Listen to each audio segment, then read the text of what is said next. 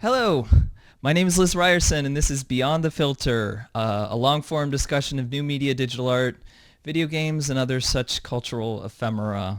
I'm here with my guest. Oh God, I should have asked you how to pronounce your name. Is it Kumars Salehi? Is that right? It's Kumars Salehi. Okay, So like the letter and the planet. okay, Kumars Salehi. Yeah. And you're the co-host of the very excellent podcast, Delete Your Account. Oh, thank you. Um, Yeah, I am the co-host. I've been the only regular host for a while now, but as I tell the listeners every week, my co-host Rokea is coming back eventually. oh, excellent. Yeah, I would. It would be great to hear from her again. And you're also do you work at UC Berkeley, correct? Yeah, I'm a PhD student in German at Berkeley, so I teach German language and I do research on like critical theory and media and stuff. Cool. And I guess before we get into it, what made you and your co-host want to start doing Delete Your Account? Well, I wanted to do a podcast for a long time. I had a blog in college, which I started because, well, my mom had always told me, hey, you should start a blog. And I was like, what would I blog about? And then at a certain point, I became so depressed that I started working out all the time and watching Fox News while I did it. Don't ask me. I'm not quite sure how it happened. It was sort of just a moment that I had where I saw Megyn Kelly for the first time. This was way back before the memes or anything, so don't judge me that harshly. Were you in like Uh, how old were you at this I point? was 19, 20, Okay. and I was down in the dumps, man. And I started watching Fox News and having all this critique about it and just like stuff that it was bringing up. And obviously, it's pretty passe during the Obama administration to critique Fox News. So I instantly kind of pivoted towards writing about Obama and the Democrats and how actually they were quite conservative. And I just got more into activism from there. Like my mom was an activist and it still is in prison justice and also did some anti-war and Palestine work. And I did a little bit of that in high school, but it wasn't really until I got into Palestine and uh, SJP organizing at NYU where I got my master's that I really What's kind of, SJP? oh, sorry. Not Sarah Jessica Parker. For those who don't know, it's Students for Justice in Palestine. Oh, okay, okay. So that was NYU was an exciting place to do that at the time, and I just started writing stuff for them as well. And I went on a podcast, the Electronic Intifada podcast with my hero Nora Barrows-Friedman, and eventually I just came to Berkeley, wrote a couple of things, and um, I got in touch with Rokea somehow on Twitter. She was a great tweeter, especially a master of GIFs. And at at some point, I don't remember quite when it was. I think it was like April, something like that, of last year. She just DM'd me and was like, "Hey, I want to start a podcast because obviously all enterprising young journalists need a podcast." And I was considering having a woman as the co-host because, every fucking podcast has like a dude and a woman, but I still want you to be the co-host. And so I was like, gosh, that's one of the most flattering things that I was chosen over affirmative action or like, I did something, an engineered demographic that my talent managed to shine through. And so I was like, fuck yeah. And a friend of mine who will remain anonymous for the foreseeable future is the producer, continues in that role. And yeah, we've been just having regular co-hosts rotating in and out, from Mariam Kaba, who's prison culture on Twitter. She's wonderful. I followed Yeah, her for a long time, and yeah. yeah, she's really excellent, and um, just we're waiting on Rokea with bated breath, but I still have a couple months worth of fake excuses left. Yeah, I'm kind of like, I'm not going to say starstruck because that's not the right word about like you getting Mariam Kaba on the show, but it's like somebody who does like real deal, like, balls to the wall, whatever you want to call it, organizing. And that's pretty impressive and probably more than I will ever do in my life. So, Yeah, she's extremely impressive, and I won't discount the fact that I have some experience in organizing for the fact that like I was able to frame that the right way, and that my producer was able to. And I think that if you just come into it with a media perspective, you wouldn't have the same show that we have. That like oftentimes, just as a reflex, we have to stop ourselves and say, how does this relate to how people can get involved? How does this relate to the actual like mechanisms of power? And when we talk about culture, let's acknowledge that that mechanism is not one of like direct cause and effect, where if we change something about how movies portray X, Y, and Z, that's going to achieve the material gains we want, right? Like we always have to think about culture in both in terms of ideology and also in terms of, for lack of a better term, and I truly believe there is a lack of a better term, self-care. mhm. Well, So we try to incorporate both of those ends into what we discuss. yeah, and I think maybe the thing that I like the most about Delete Your Account is that it's practically oriented. Like you're trying to come away with each episode with like at least some idea of how you might actually, achieve something. Like it's oriented towards action, and you're very willing to sort of interrogate ideas that people have about what is the right or wrong way to do action.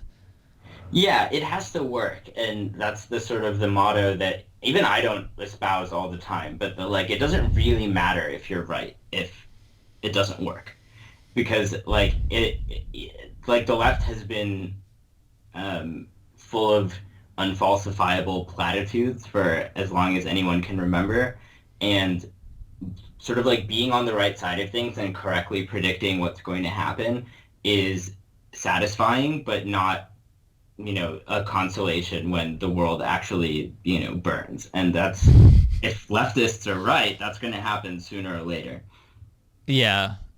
So I wanted to talk about an issue that you talked about recently with the writer Sean T. Collins on your podcast, but not specifically necessarily what you guys talked about, but just the intersection of art and politics and activism and art, and how those two things function. Because I mean, one of my big concerns as somebody who is basically an artist is there's a kind of like a lack of engagement with art and art communities and stuff like that politically on the left. And I think there's this sort of a lot of artists are left leaning, and it's something that is sort of taken for granted just inherently, I think. But a lot of artists aren't in good shape either. Like there are serious things that can be done as far as organizing, like the episode that I did where I talked to Lana Polanski about the game industry. That's one example. An excellent talk. And, like in music, and like artists don't generally have the vocabulary for this stuff. I think there's this kind of fear of like you just kind of, if you're an artist, you should be privileged to do what you do, and it's seen as this like sort of self-indulgent thing. So the fact that you can do it at all, even if you're just like living off of ramen and like miserable, is seen as this great luxury. And the idea that maybe artists should actually be taken seriously and should be respected, and their labor shouldn't be, so easily sort of taken advantage of. Like, I think artists are afraid to do that, partly because of how our society and like culture views art. And yeah, as frivolous, right? And not sort of like like not practical. And I think people on the left will do this too. A lot of the sort of expressions through art of resistance or like anti-status quo sentiments they've just become part of the commercial sphere. Like they've become they just sort of been sucked into the culture as a whole. And so there's this kind of lack of energy because you know that no matter what you do, it might be revolutionary, like, but then 5 years later it might be, It will be recouped by the system. yeah. So I think there's this just kind of artists in particular just kind of tune out and don't really think about it. They just want to survive. And I think that's kind of upsetting to me because things are really difficult right now. And I think like more than ever, people need to be able to have the vocabulary where they can sort of speak out and see kind of what they're participating in and take some action that, have some sort of different idea about what they want to do and how they want to get it across and distribute it and sort of build these different ideas about how we should look at art or how we should look at networks around art or things like art galleries, which are very obviously very class centric. I think those are all issues that, like, those are conversations that maybe are being had on the periphery, but they're not really part of, like, a main cultural discourse. And there's certainly, I don't see them as being part of the discourse on the left. Like,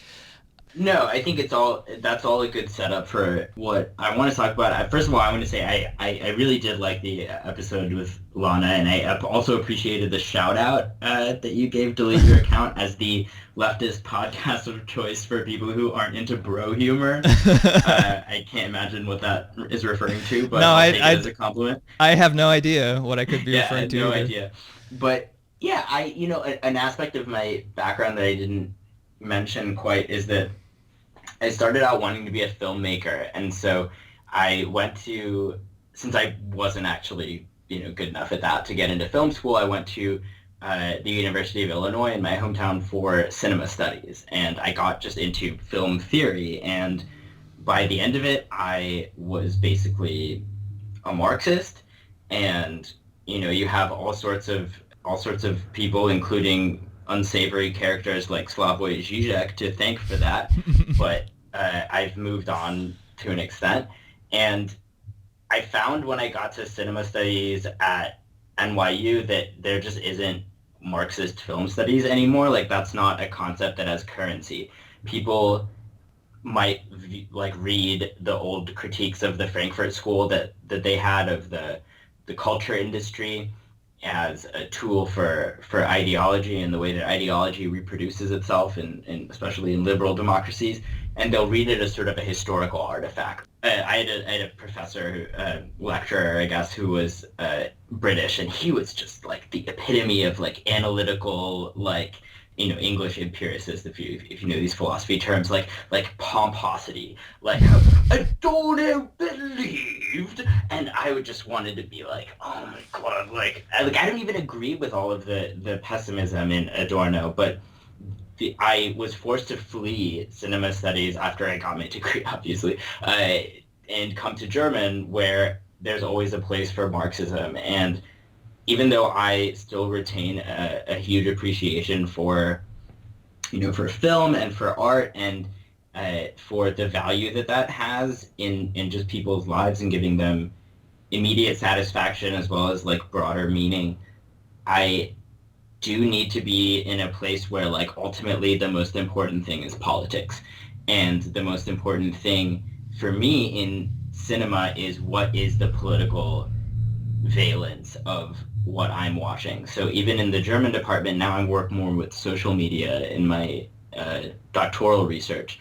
But, films are still of enormous importance. And I feel like a lot of times on the left, when you alluded to this, that this isn't really a conversation people want to have about art, that when you seem like maybe you're too eager to talk about things that aren't like, people having health care or, some other extremely dire political circumstance, that like that in itself is almost inexcusably frivolous and therefore counter-revolutionary. Like, it's as if like every time you want to talk about culture, or especially on the radical left, if you want to talk about culture or like art, especially not in the context of is this conservative or is this progressive, you're just like the peanut dude or whatever, or like the Monopoly dude with the monocle, like, oh, indeed, I do love a good film, or like, oh, cinema, I don't care for it,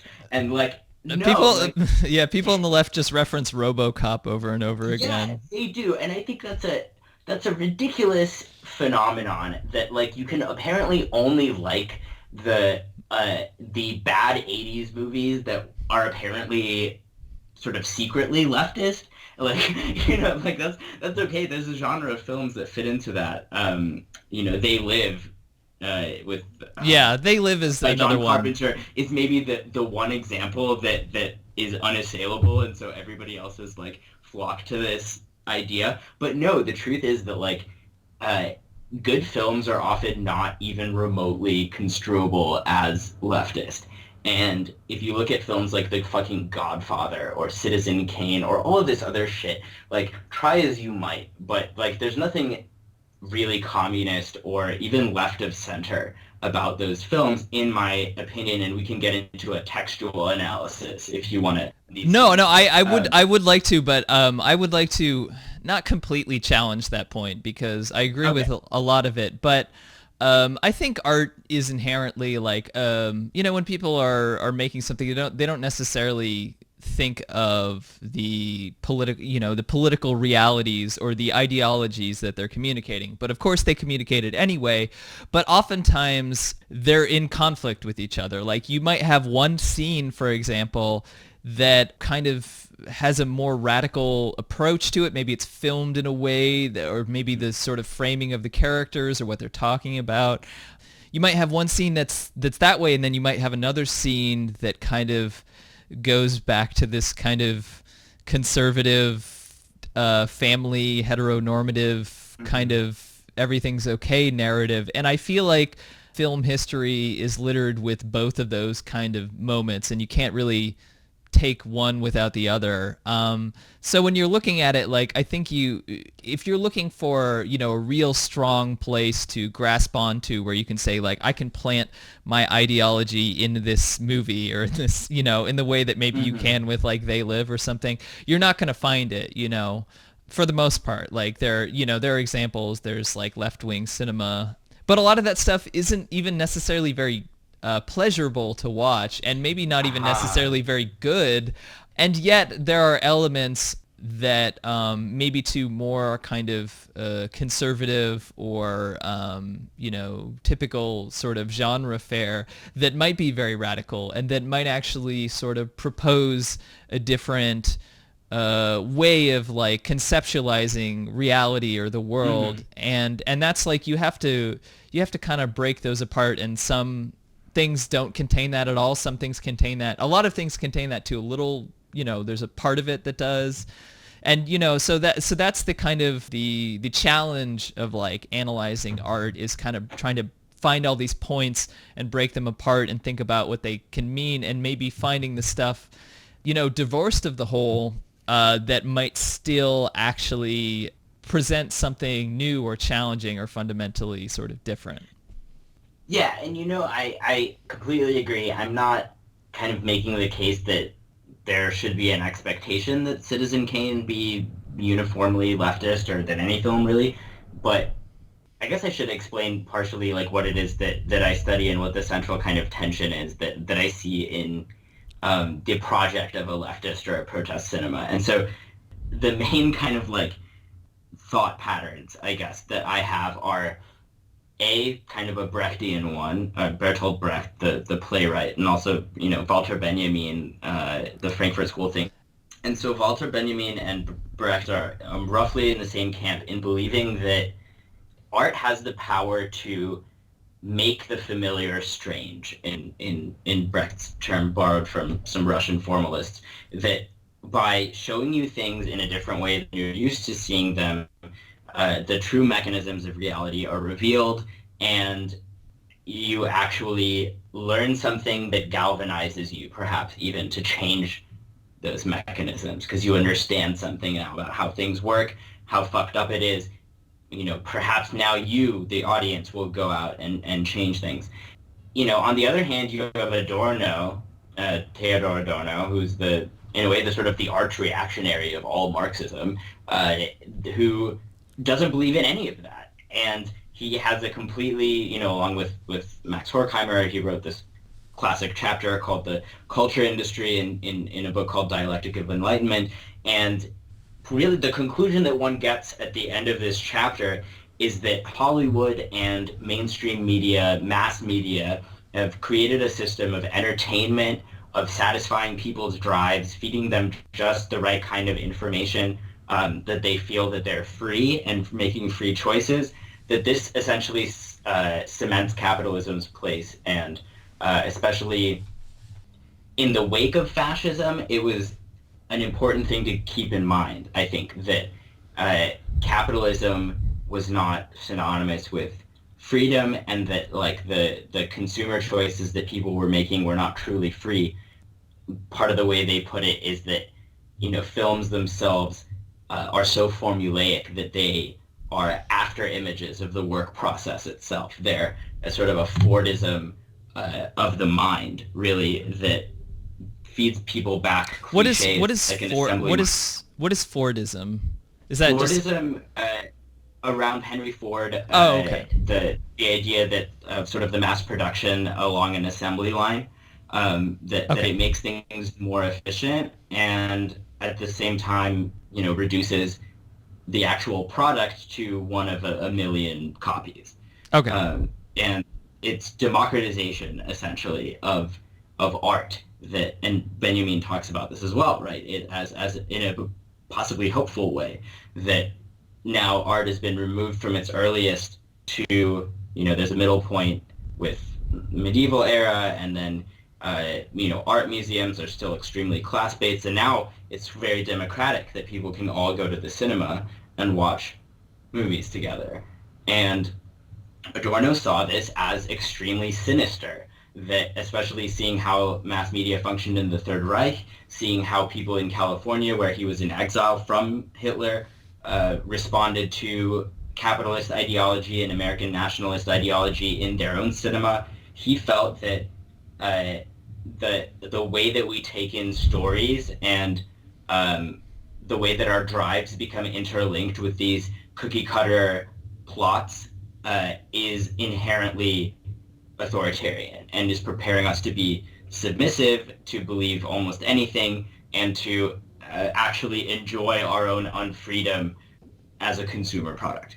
And that is the extreme view on the other side of, I think, the conversation, that says that, look, this is all part of a system, and anytime you have a story that has a happy ending, it's not the reality, because that's not the reality we have right now, right? Like, you should be leaving the cinema with a sense that things are not right and that they have to change. Anytime you're satisfied, actually, this is the contradiction, that's counter-revolutionary. And you get this even into film theory with Laura Mulvey and visual pleasure in narrative cinema, and how all pleasure essentially in cinema is structured around the fragmentation and dehumanization of female subjects, and of the theoretical sort of the monster or the villain, or whatever the problem is in a plot that gets worked out by the male actor.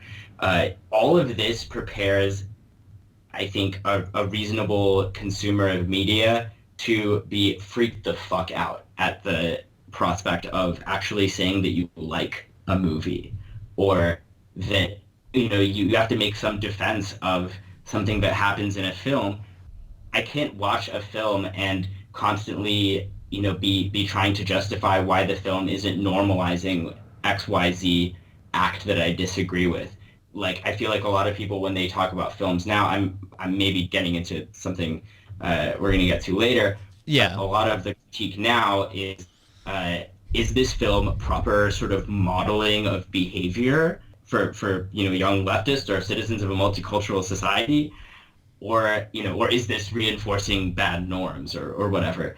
And that strikes me as missing the point, because Adorno already pointed out that it doesn't really even matter about representation as much when the larger question of how you respond to what you're being fed in this mass scale environment is actually what is politically determinate in terms of how free you are to act in society.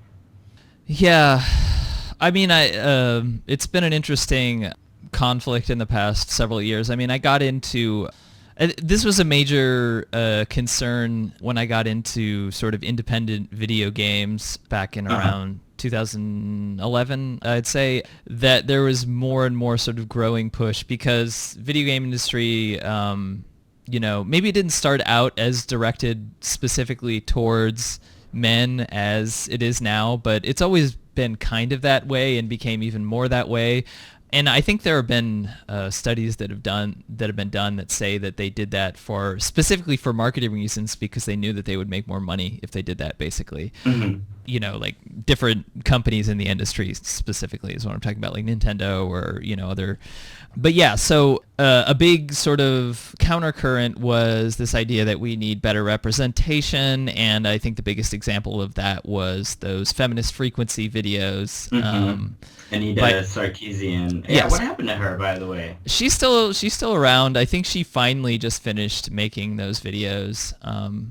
So that was like amazing. And there was this website that a lot of people forget about called The Border House, which was basically kind of like this queer feminist, more sort of like we need more women in video games specifically. And they were obsessed with like Mass Effect and like a couple of these games by this company BioWare, which had like romance options, where you could not only romance like the male and female characters, but you could romance the female characters and the male. And it was kind of silly, but like I think that's like, that was something that's nice. Yeah, that was something. But the thing with the game industry is there's this tremendous sense that games are all culture, that they are better than all culture, that they are superior, that they should replace all culture because they encompass elements of all culture. And so there's... This is the medium specificity argument, right, that was used to argue that film was the best because it was the most complicated or whatever. Yeah, exactly. People do the same thing with video games, and it's not interested too much in engaging with, ideas that are happening outside of that. And so there's this element of kind of like 101 feminism kind of stuff mixed in with kind of like fan fiction. And I'm not saying that stuff is inherently like not valid or anything like that, but that was sort of what it was. Like that was what like feminism in game, that's what that meant at like 2010 and 2011.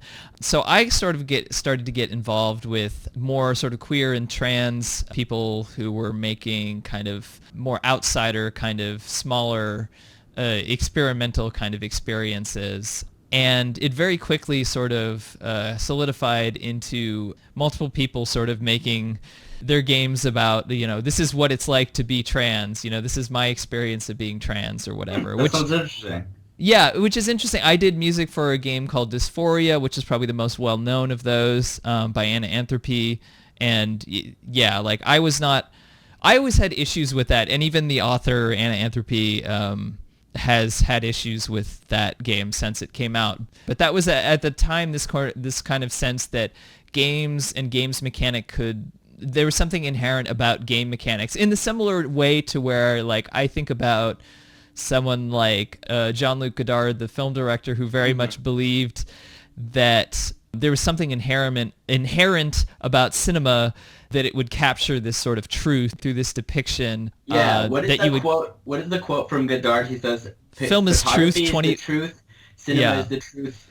24 frames per second." Yeah.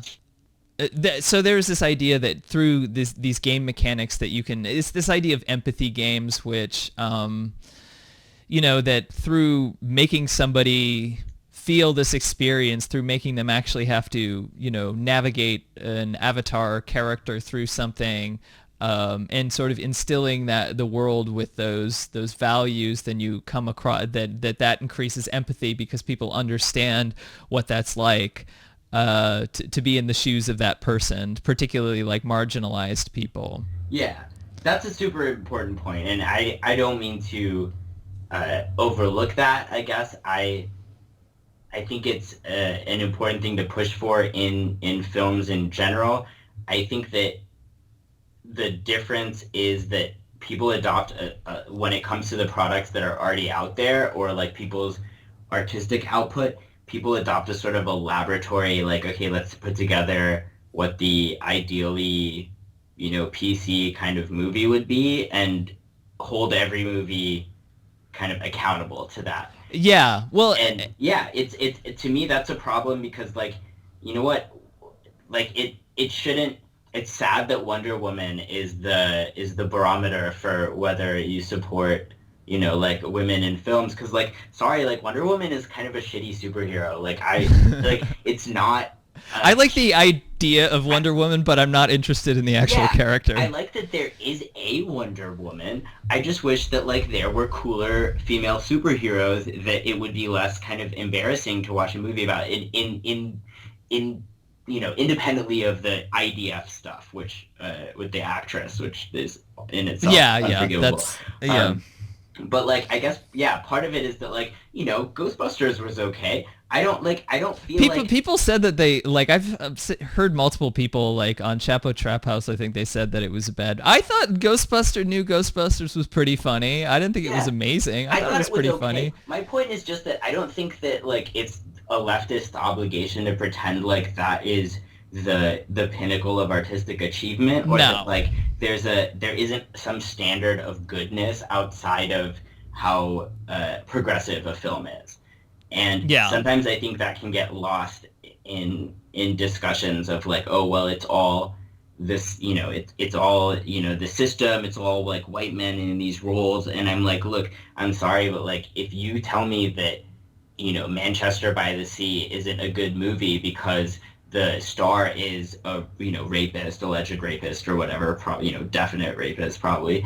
Uh, What in the movie or IRL? no, the IRL, right? Casey Oh, is this Affleck. Casey Affleck? Yeah. Yeah. And also Fuck it's that all guy. white people pretty much. Like Yeah. that's a pretty bad on paper, that's a lot of marks against it. Yeah. However, in my subjective opinion, maybe I'm too brainwashed by white supremacy and patriarchy and whatever. I thought it was a fucking fantastic film about just Mm. like how, hard it is to lose people and to have to live when you don't feel like you have anything to live for. And like Yeah. those are timeless themes. Like and I can't tell you how much I wish that there were more films where women had those complex a Casey Affleck like lead role like that's not Yeah. sexualized at all, or people of color or whatever. And like trust me, I keep track because it's not like I'm not a POC in this in this environment.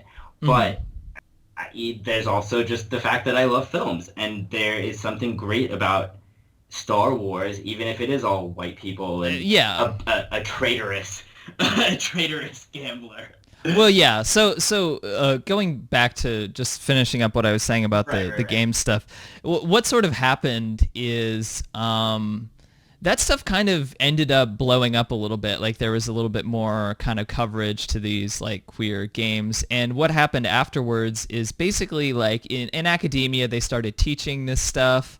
It sort of got more press, and it became, it got written about more in like the video games press, and it got to a point where there was a lot of internal conflicts with people over, well, one, it was kind of like purity test bullshit, but also just like that whole like sphere of people which I was involved with was just filled with drama, and like people were not a lot of the people who were involved were people who living in the Bay Area in like absolute poverty in this kind of like, I had this experience one year where I went to the Game Developers Conference, which is like the big game conference that happens every year. It's in San Francisco, at the Moscone Center, and the passes to get in are extremely expensive, but if you know the right people, you can get a free pass or whatever. So there was one year that I was literally going to be homeless, like I didn't have a place to live at the end of the Hmm. week, but I was going to this conference.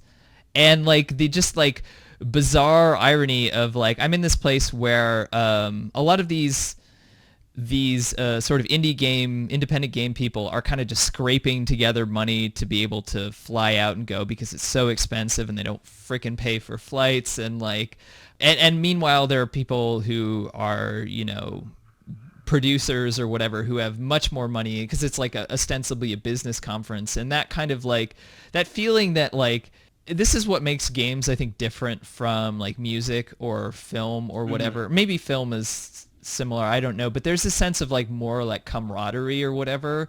Like there's it's definitely like a competition to some extent, but not to the extent, there's not this kind of rivalry that there is amongst musicians, or like there's this sense that everyone is kind of part of the same culture. So I'm part of the same culture as like, big AAA video game guy, whatever. And right. I've like met some of those people because of that, because they're not like a lot of the big kind of game designer, game producers people are not really celebrities, like to the extent that, movie directors are, or actors obviously, or musicians.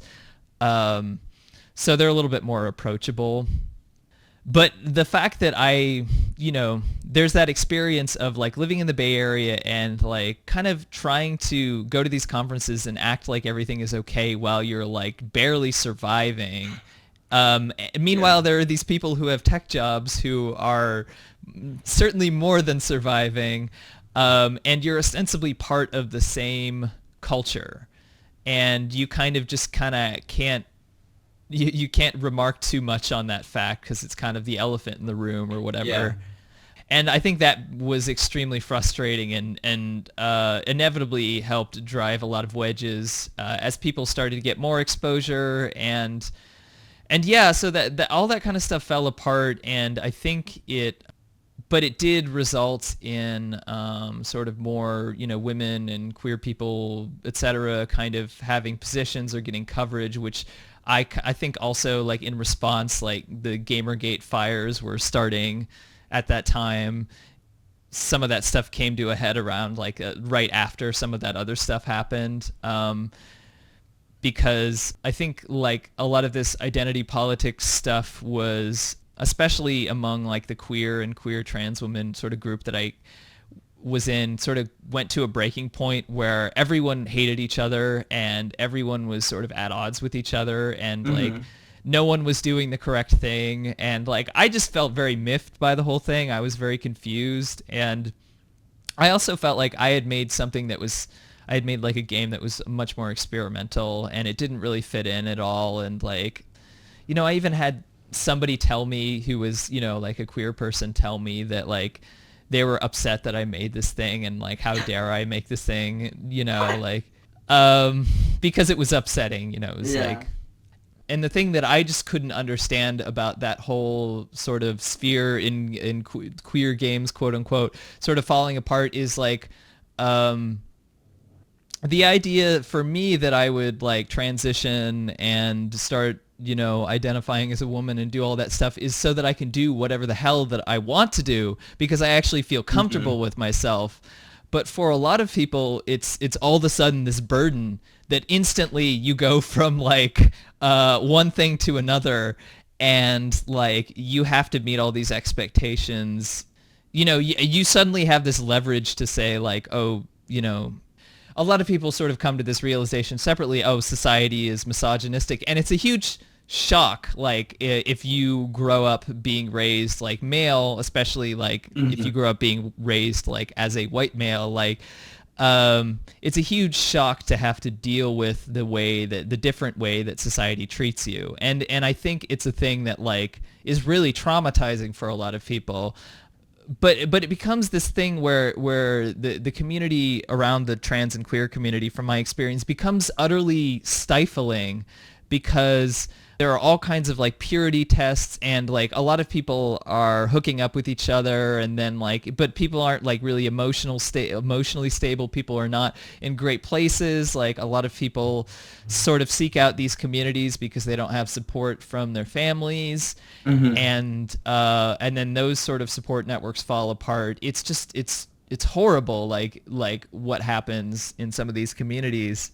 And I think the most upsetting thing to me, and also kind of what I realized was my survival mechanism, was to say like, hey, I can be friends with whoever the fuck that I want. Like I could do whatever my life doesn't have to be determined by this, because isn't that like putting pressure on me isn't that defining my existence by my marginalized status, which is not supposed to be a good thing to do? Like why can't a trans person or a person of color do anything? Like what?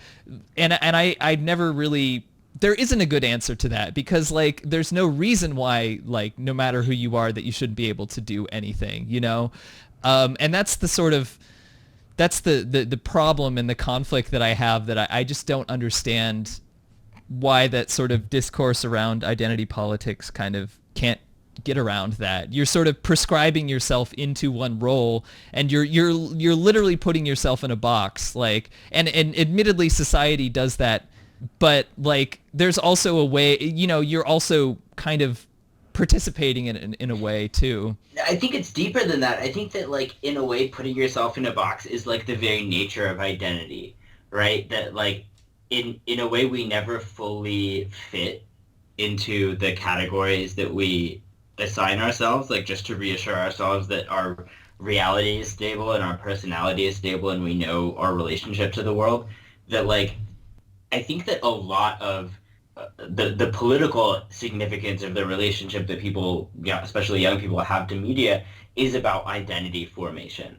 And that like I remember when I was in high school and people, you know, like boys, like not just white boys, Asian boys, you know, whatever, you know, upper middle class generally, were talking about 4chan, and they were in that culture. And you know, there was a group of guys that actually were not super nerdy necessarily, but were irreverent, I guess, if you want to be super generous, and named their little clique the SS, the Scuba Squad, which is apparently an Adam Sandler reference, which is almost as reactionary, frankly, as the actual SS.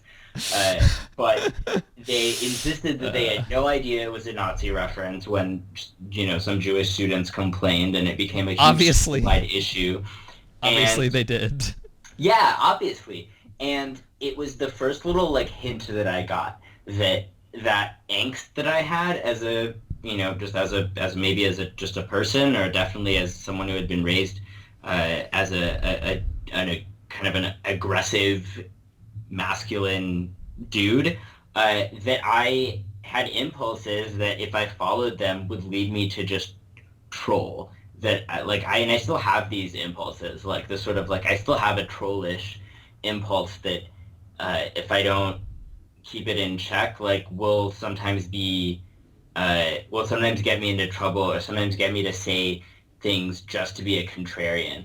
But that is just to say that I recognize that impulse in a lot of the guys I went to high school with, who were involved in like video game shit and Kotaku, whatever, and 4chan. And well, now Kotaku is a den of social justice warriors. Okay, yeah, they hate Kotaku now. Well, good for Kotaku, I guess. But it was still the first little inkling that I got that like, oh, people pretend to like weird stuff just to piss other people off.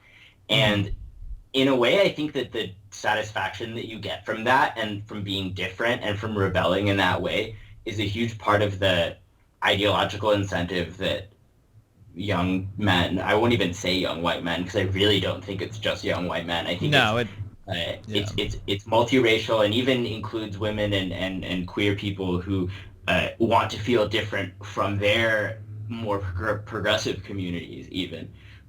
It's not a rational thing, I guess is what I'm saying, is that like people want to feel different, and they want to have a stable identity that makes them feel unique. That's a legacy of liberal democracy that told us, you know, the culture industry tells us, you are just as unique as everyone else, if not more.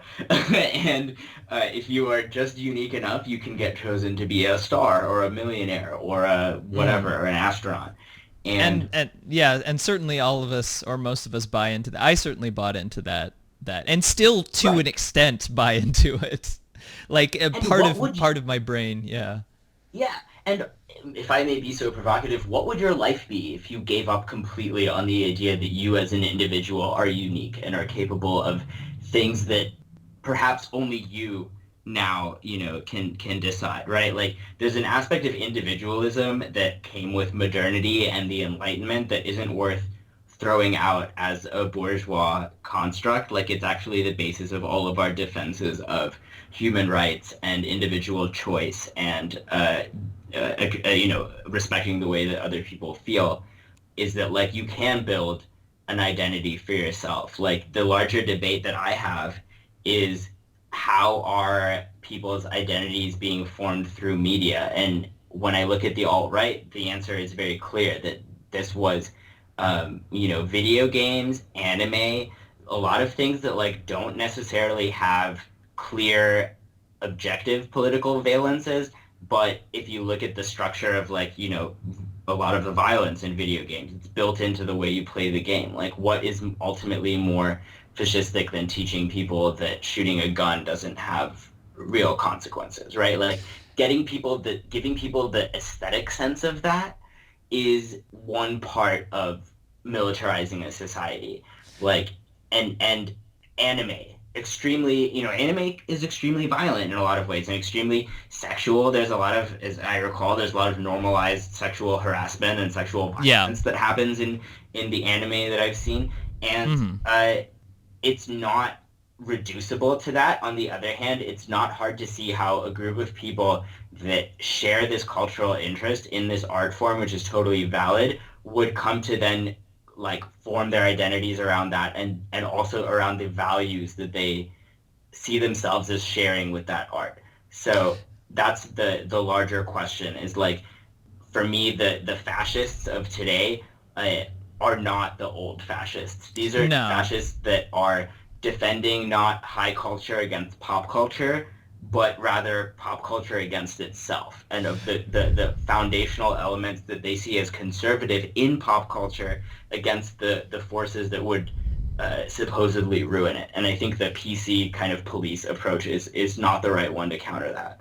Yeah, no, I think this is my frustration with, I don't want to overemphasize the role that like stuff like Gamergate played in this whole surge of right-wing. It seems incredibly important now, but it is like a prescient moment.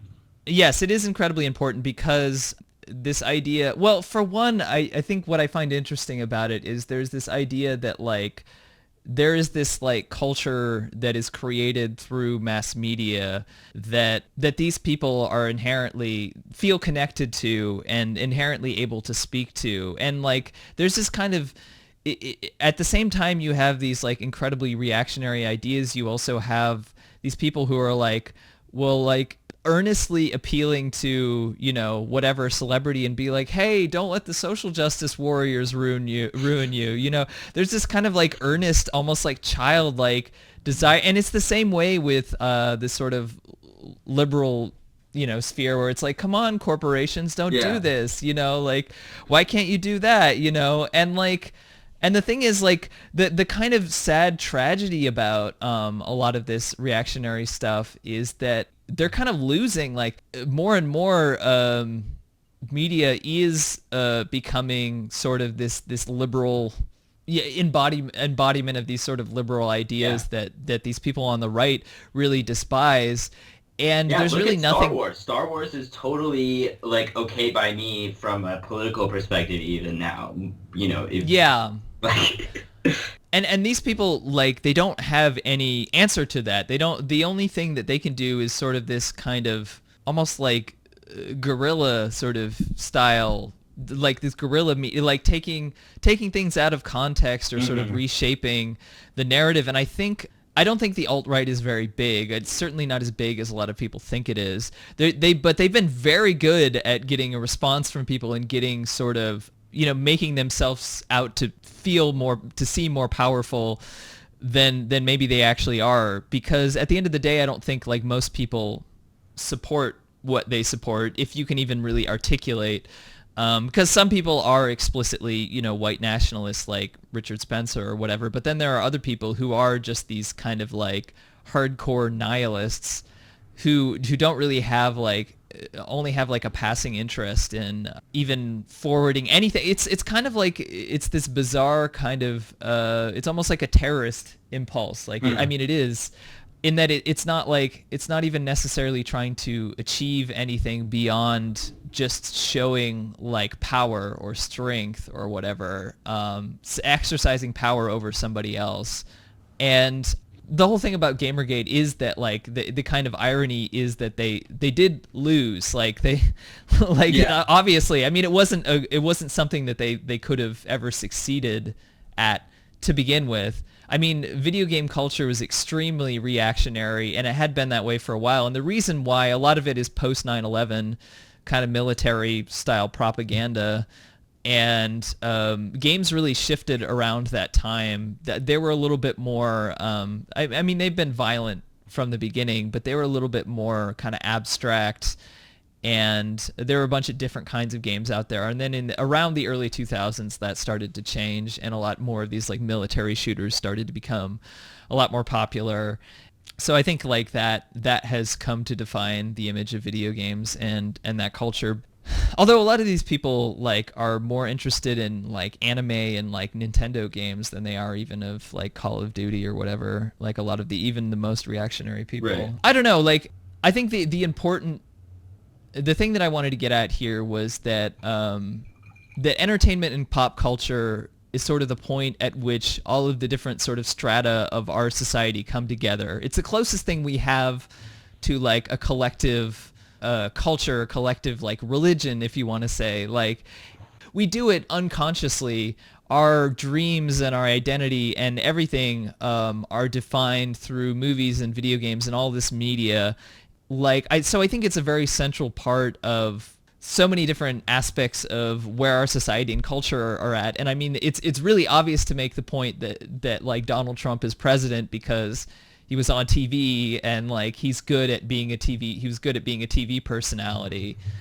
And I think like pop culture is like in America, that's like our number one export outside of like military power anyway. I think it might give their military a run for their money. Yeah.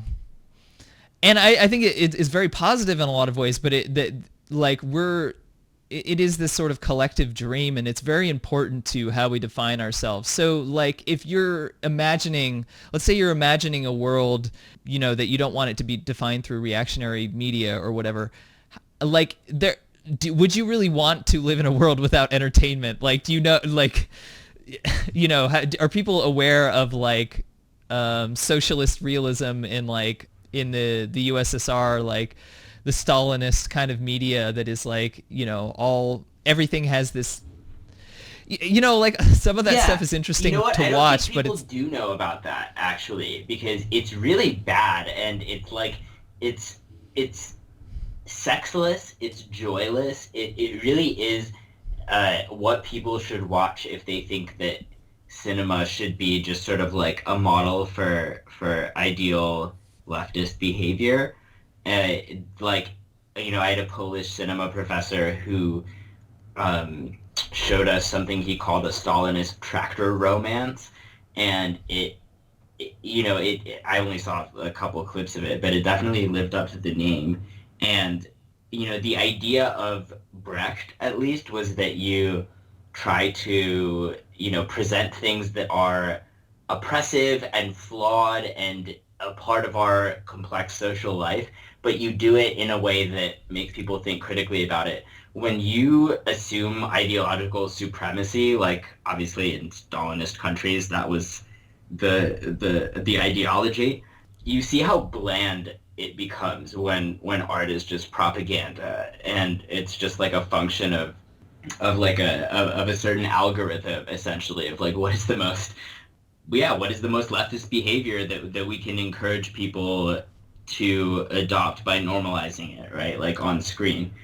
And it seems really counterproductive to me to talk about, you know, socialist art as something that is achievable in like in not necessarily like a socialist society. Like right now we're dealing with elements of capitalism, and as you mentioned before, I think this is a really important point to bring back. Like there are little glimmers of the sort of utopia that leftists say they want in mainstream culture and in pop culture. And this is like the real dialectical point, I guess, is that like, um, the film The White Ribbon by Oh, I've heard of it. I've never seen it. Haneke. I've seen a couple of his movies though. Yeah, it's a really good film, and it's without giving too much away. It is a film about ideology and how the children who are brought up in systems of dogmatic belief will often take the ideas more seriously than the hypocritical parents and teachers that forced it on them, and that ultimately like the ways that you try to manipulate other people come back to haunt you. And on one hand, you can apply this to any ideology, right? This is pure Nietzsche. Like all ideology is flawed in a way. It all serves, some kind of personal self-interest. And, in the end, to the extent that you don't believe in what you're preaching, your fundamentalist children will make you pay for it.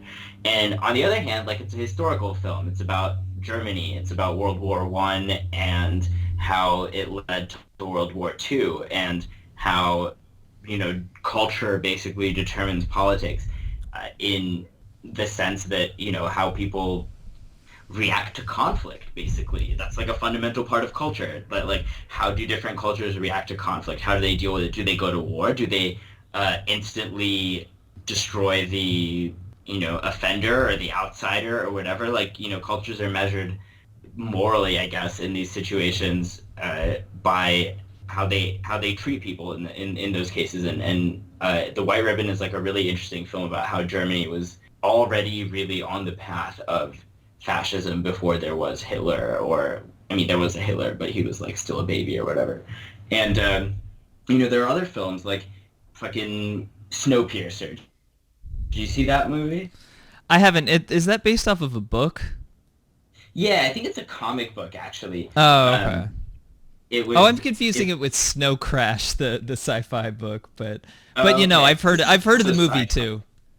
A train is like going around the world, and it's all that remains of humanity after a failed attempt to do, some kind of like to fuck with the temperature of the Earth to solve global warming, and it actually backfired. Now the world is like a frozen over hellscape, and all that remains is this one little train. It goes all the way around the world, and all that remains of humanity is on it. They are compartmentalized literally in different compartments and classes, like confined to different labor. And the story of the film is that the underclass revolts, and it's very bloody, and there is a lot of sort of capitalist or anti-capitalist allegory. At the end, again, without spoiling it, the answer is an extremely communist one, which is that maybe there is no way to just take the means of production, and maybe sometimes there has to be a radical break and destruction before anything new can emerge. And Mm. like that's just one little way to read the film. I'm sure you could read it other ways and get a lot out of it, and that's part of what makes me so hesitant to ascribe leftist politics as a whole to this or that film, because there are plenty of people in these movies and aren't leftist and leave without the slightest hint that it could actually be contrary to their politics. The last point that I kind of want to make about seeing uh, leftist politics in mainstream media is, I don't know if you saw this. I did a little thread about this, but have you seen the Comedy Central show Nathan For You? I haven't. No. It's it's really weird. I started watching it recently. Someone introduced me to it, and this Canadian, I guess comedian Nathan Fielder. The concept of the show is that he tries to come up with ridiculous ways for struggling small businesses to up their sales really quickly, like gimmicks basically, and like stunts and different crazy promotions. And in each case, the promotion is so ridiculous that it's actively harmful to any business and also likely to drive away any customers. But inevitably, what ends up happening in the show, almost inevitably, is that people still kind of come and like the basest desires that capitalism preys off of are laid bare in the course of each episode. But like in order to make, one individual struggling small business owner succeed or even like, have a shot at pulling off some harebrained scheme to survive against, let's say, a giant corporation. That's a common theme, is that this small business has to come up with a crazy promotion in order to compete with, whatever, Best Buy or Walmart or whatever. And Nathan is to come up with ridiculous solutions to things. Like at one point, he like walks a tightrope like 5 or 6 times between buildings just to make sure that a guy feels good about his life. I think it was like, he was like, I'll trade lives with you for a couple of weeks. He makes a whole prosthetic. He walks a tightrope in front of the whole city and in the end creates a little switch off with the guy so that he walks out, kisses his girlfriend that doesn't know, she's never met him before. She met Nathan in a prosthetic, and the guy returns to his town a hero. And that's a happy kind of ending. A lot of them are kind of like, oh, hey, this was kind of like interesting that you tried to promote my sportswear business with the Nazi, kind of a Holocaust memorial setup, but, it didn't work. Thank you very much. And then Nathan asks if they want to hang out, and they usually say no, and then he leaves to check it. And sorry, go ahead. It's a very obvious like Trump parallel to. I feel like that's sort of the emerging narrative of our era, is like people doing horrible, destructive, counterintuitive things and then getting rewarded for it. I think that's the emerging narrative. Yeah, I mean, I think the point of the show, the reason that I think it's so leftist is that it shows the way that there's no other way to describe and explain the course of human behavior other than, like, these are drives that we have fundamentally for things like financial security, for a meaningful social life and, like, connection with others, that capitalism denies us on a systematic basis. And so the humiliation that people normally undergo on like reality shows or, the other kind of exploitative media, I feel like on this show is explicitly thematized as something absurd and sad. And that at the end of the day, like, it would be better if nobody had to humiliate themselves for money and for social acceptance, I guess.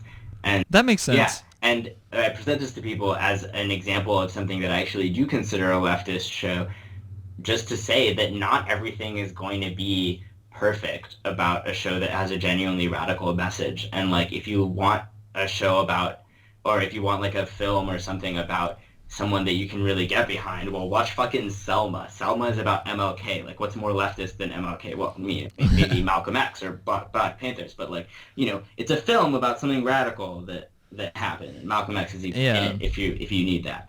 And it's the liberal film. It's, if you put the computer, like algorithm version of what you want out of a film as a leftist, as a bleeding heart leftist who wants to see representation, you will finally get on the other side, the output will be a liberal film.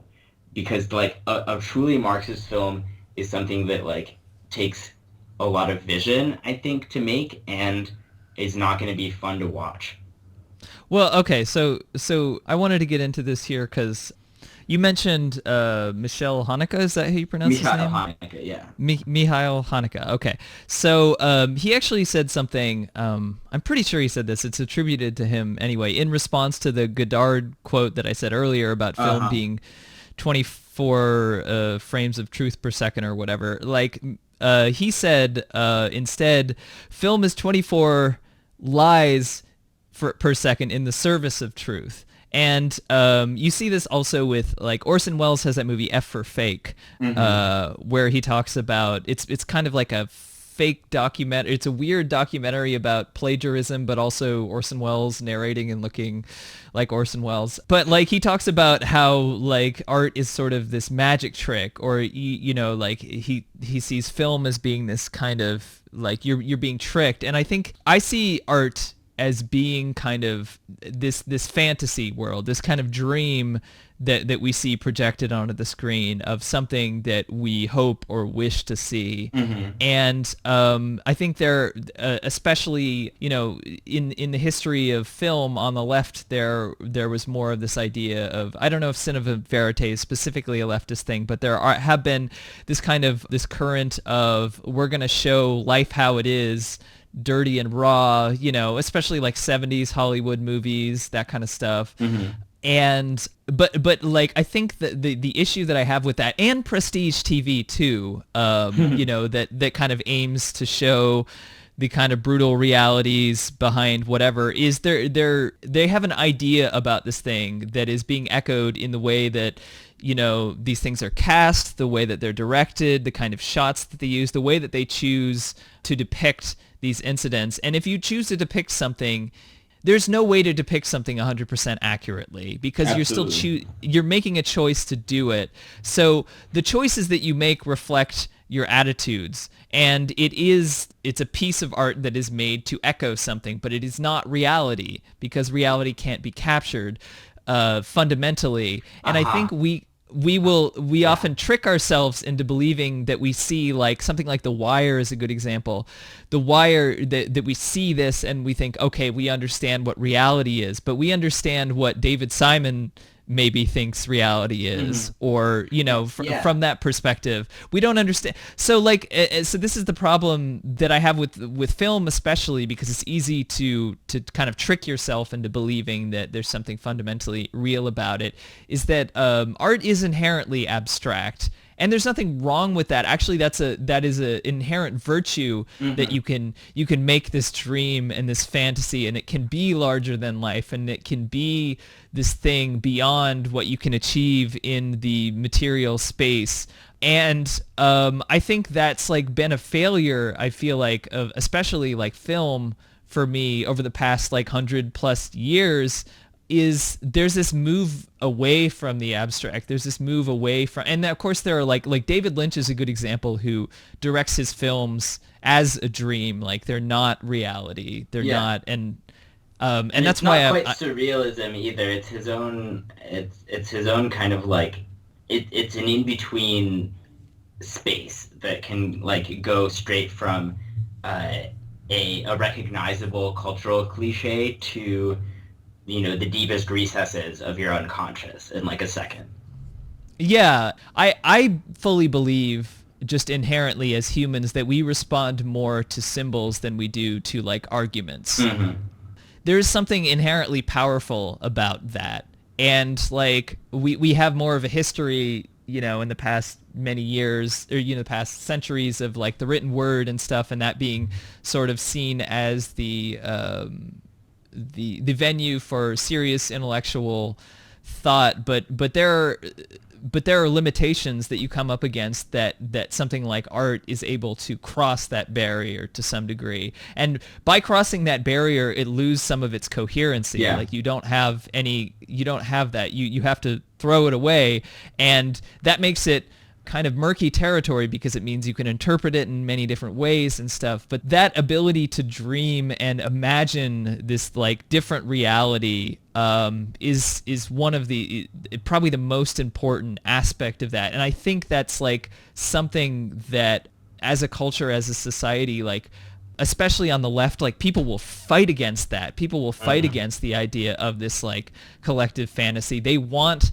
this objective reality, and they believe that, like, you know, Marxism is that objective reality. Yeah. But like the thing is, we need to find something that allows for fantasy, because that's who we are as human beings. And I think like in the industrial age, you know, we're raised in this environment that is very like, it's very new, and it's very like different, and it's very inorganic, and it's easy for us to assume that things can be put into boxes and categorized neatly, but that's just not how like humans and human nature work. Things are so much more complex and intertwined.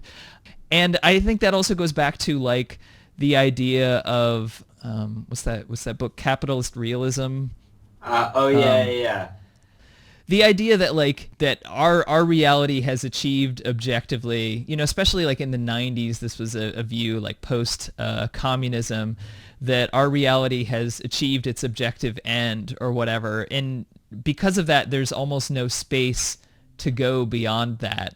There's no way for you to live in accordance with your values in this like true sort of like just casting off the sort of framework of technocratic sort of forces that build our society.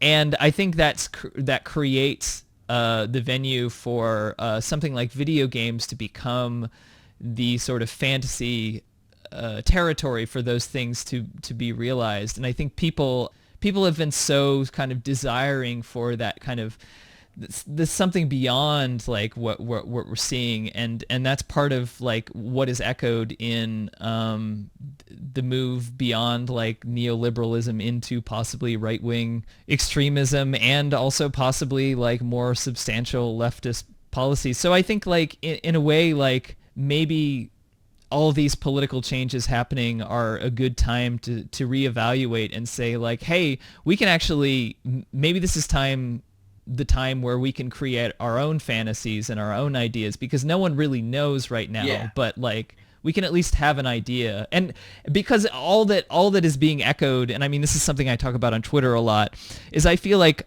I just constantly see people with platforms being like, oh, we're all fucked. There's no answer. There's no way to do this. We're all fucked, Meanwhile, I see people, musicians or video game designers or whatever, who are sort of more on the underground, who, whether consciously or not, are maybe making things that are more revolutionary or in some way like pointing a new way forward. And the problem is that I think like the sort of platforms and commentary have been existing in a certain paradigm in a certain way, and those things have to change. All right, and look, I think that they are going to change. I have a lot to say in response to that. The idea of people saying, well, we're all fucked, I bet that most of those people still consume culture. They watch HBO shows. They have favorite music that isn't by some outspokenly leftist artist. And if they don't, then that's fucking weird. Like, not in a leftist way. Like, in a just fucking weird way. Like, if you have no other interests than politics, I'm not going to condemn that morally because I can't think of a way to. But, like, that's like, not a normal way to be. And it's good for people to see us being normal people, I guess. Like, as socialists, like, I remember a time, you probably do too, when the most identifiably socialist people in public were fucking, like selling newspapers and shit. And I can't tell you how much I don't miss that. Like, I think that the idea that, socialists are teens that make memes now, it gives me a hope. I'm writing my dissertation ultimately about some version of how political engagement and political development happens via social media, and especially memes. And I think that's like a really interesting way to talk about the way that our interests are juxtapositions. They're radical juxtapositions. They're not organic wholes that are internally consistent. And you brought up Godard. I think Godard is a great example of Marxist film that's fucking unwatchable. Like, if some of his earlier stuff good. is watchable. Look, I'm being unfair, but some of it's really good. There's parts of Weekend that are really good. I think Tout va bien is excellent. La Chinoise is my favorite, but all of these films, and especially the ones I didn't mention, are, I think, super pretentious, and especially around the 68 kind of to 72 period, they become so explicitly tendentious and like basically actively negative towards pleasure that it feels sadistic almost. That like it's the Mulvey sort of Laura Mulvey negation of pleasure that she recommends, and then later apparently took back as rather an extreme view. That like if you fuck with the way that bourgeois consumers get pleasure out of movies, that's Marxist, and that reveals whatever the mechanisms of desire that drive capitalism, blah blah blah, and first of all, obviously, proletarian viewers in France were not enamored with the film. It didn't make much money. And also, like, fucking it didn't get any bourgeois people who weren't already in his intellectual circles to support revolution. So ultimately, what is the point then of making a preachy, kind of politically determined film if it's not effective? And the truth is that until we find something like that, like I don't think that the answer is documentary realism or cinema verite. I also don't think the answer is going really abstract, because the modernism, in fact, in my view, was the primary sort of Marxist or radical left, as well as reactionary, but definitely establishment movement of the kind of 20th century, and you can trace it. That's where I think the influence of Eisenstein goes, and you have Sergei Eisenstein. Yeah, Sergei Eisenstein, the Russian Soviet filmmaker. I think you have sort of reactionary filmmakers like Ingmar Bergman, and do you consider him reactionary? I consider him conservative. I mean, he admits to having been a Hitler supporter in his youth, and interesting. In the end, his films end up being about interiority and religion and. Well, how do you feel about like Tarkovsky then? I mean, I think that they're more leftist, I guess, but still, like, also not as beautiful as Bergman's films. Like, it's a contradiction. I think that in Bergman's films, especially Cries and Whispers, which is about kind of aristocratic old money women who then there's a totally unproblematized and creepy relationship with the servants, and it's every film, story, Greek fucking epic that is about rich people and powerful people and their problems is secretly getting you to empathize with people that in a normal political situation you would find repulsive and you would think are your enemies. And I don't think that's inherently a bad thing, though. I just think that, like... yes, I agree with you that it's not a bad thing.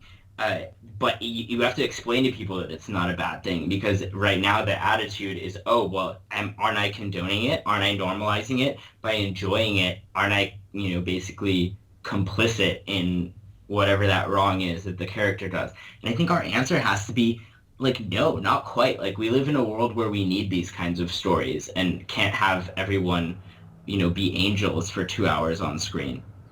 Yeah, well, and if you're a you have to imagine yourself what you would be like in that position and try and, I mean, like, I don't want to just be like, take a walk in somebody else's shoes, but like, how would you respond in that position? Like, if you were in the position of someone like Lena Dunham or something, I don't know, like where you have, you have a rich family, you're well connected or whatever, your worldview is obviously going to be defined by that. But some of those people might be receptive to even like leftist sort of ideology. It's just that they haven't confronted that reality. They haven't had to confront that reality because they've been totally insulated from it. Do you really think that all of these people would be into, pretending to be Nazis or being actual Nazis if they didn't like those other cultural objects like, video games and anime? No, like there was no way in American culture to those far-right ideologies other than the extremely specific kind of community and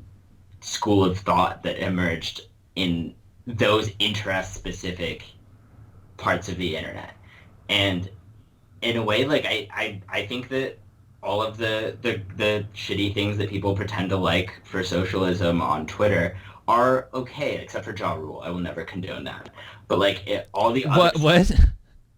Ja Rule? Ja Rule. So do you remember the Fire Festival situation? Oh, yes. So for a while there were memes from, the DSA type people, and also just in general, like Marxist ish, people valorizing Ja Rule, and like there's one where it was Oh, like his face was next to because he got a bunch of rich white people to go yeah, there, and and yeah.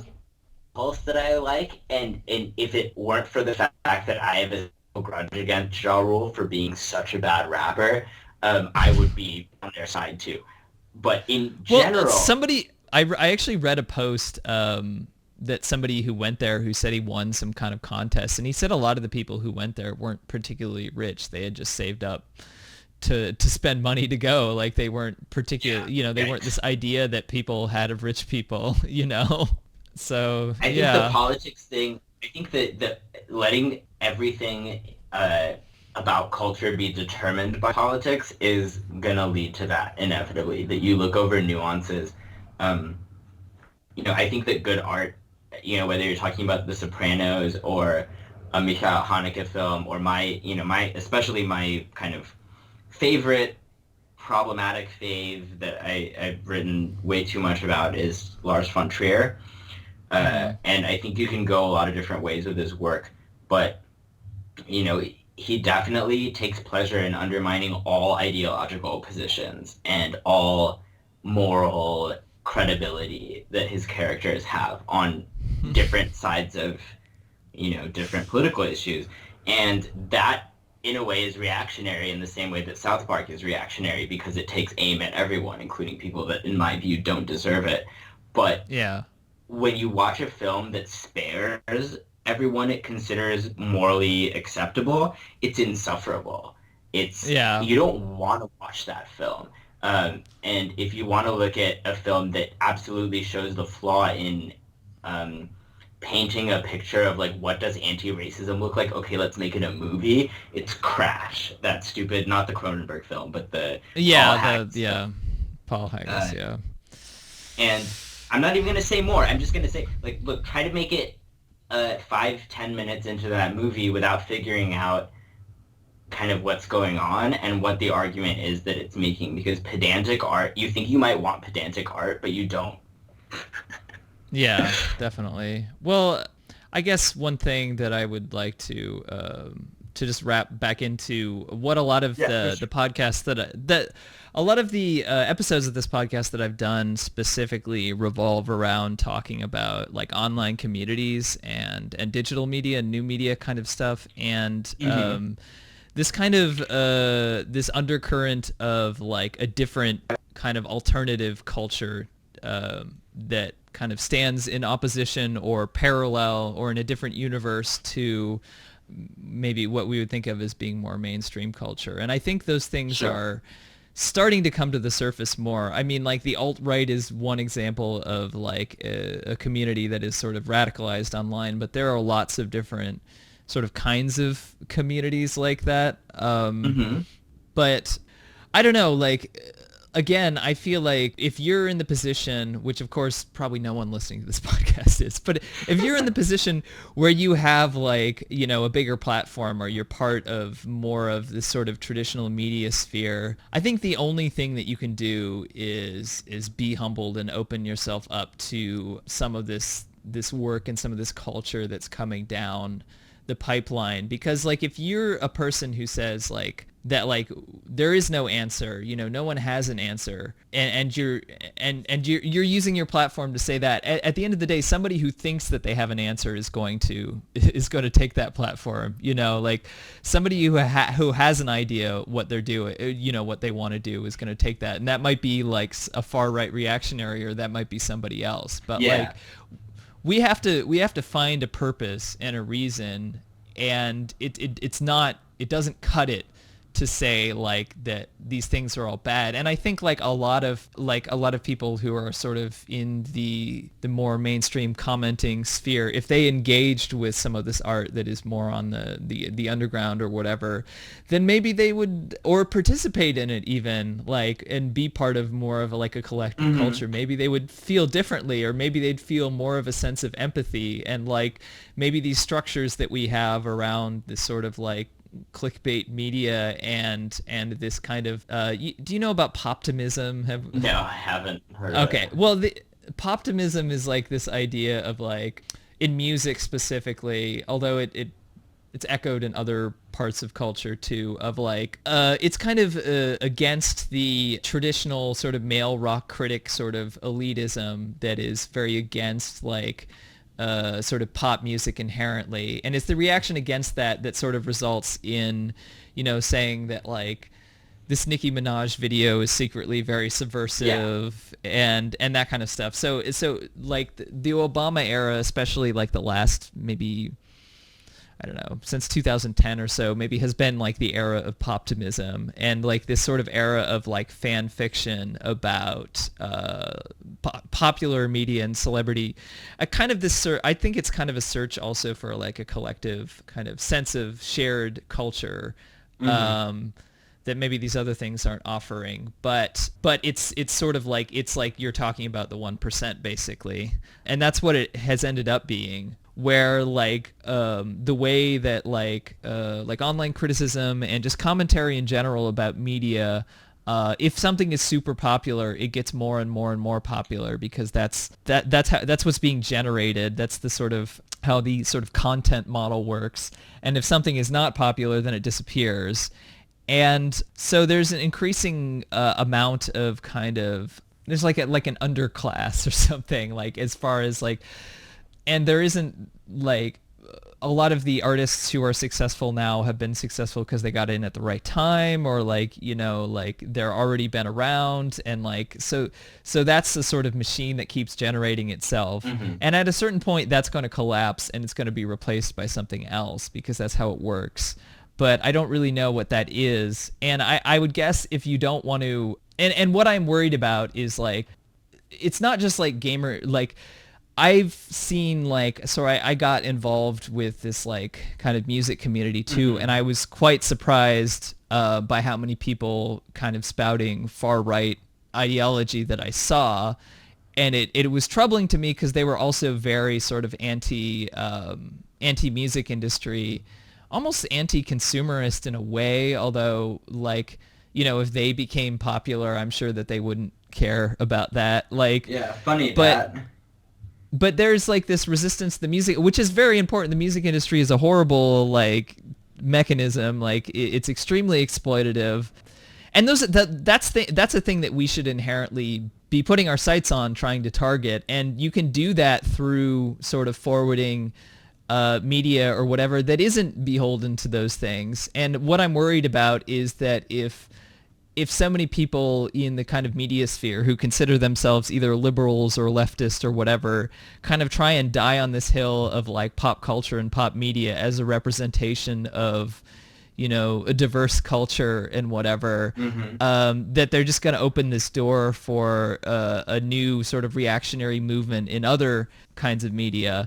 And that's why it's really important to engage with the sort of underground and engage with not just artistically, but in like other aspects of culture, and be aware of it. And I think the problem is that a lot of that stuff is just like frowned upon, or people laugh about it. And the biggest movements, I feel like the biggest things always come out of people's blind spots. Like and I think like geek culture and tech culture and gamer culture is sort of in the blind spot of popular media. It kind of like laughed it off for a really long time until it became, you know, this much bigger problem. Gamers were just like sitting in their basements, you know, with acne and whatever, and then all of a sudden they became, you know, KKK. Which of course, like, there was a process there, you know, it happened over time. Right, that people missed. Yeah. So I think it's important, like, for people who are not just, on the left in general, but not just on the left, who are, you know, follow media and stuff, to try and do the best you can to support kind of alternate ways of different kinds of media that don't sort of embody these highly consumerist values, because if we die on that hill, like, that's a really big problem. Yeah. You know, what is a consumerist value at the end of the day? Like, I don't even know, because consumption, I mean, part of me wants to say that, look, in a Marxist perspective, consumption is good. Consumption is the thing that we, as an immutable trans-historical fact, are always going to do as our human nature. And the what is bad, I guess, is a necessary consumption or whatever. But even at this point, our emotional well-being, the way we think about it, is so dependent on what might strictly be deemed unnecessary kinds of satisfaction that I kind of think that, yeah, you need to experiment, if only to find tolerable forms of experimental art, because we haven't really found them yet. And that's why I like Twitter, because I think Twitter is rather abstract. It's taking aphorisms to uh, a structural level. Like everybody is forced essentially on Twitter to write aphorisms. And if you string your tweets together, then people can tell if you're being lazy. And if you're not a good writer, people can tell. And I think ultimately a lot of the tweets that people like on also on Facebook, actually, with like screenshots and stuff like that, are just fucking entertaining. Like they are, they're dramatic. They might be funny. They might be something that everyone is collectively cringing at or criticizing.